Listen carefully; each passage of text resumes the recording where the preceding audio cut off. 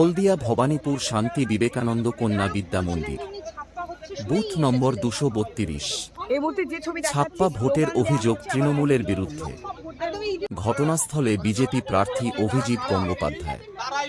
আসতেই ছাপ্পা ভোট দেওয়া ৩-৪ জন ছেলে জুতো ফেলে দৌড়ে পালায়। কিছু সময় পর পাল্টা চোর স্লোগান তুলে, গো ব্যাক স্লোগান তুলে জমায়েত হয় স্থানীয়রা। উঠল জয় বাংলা স্লোগানও।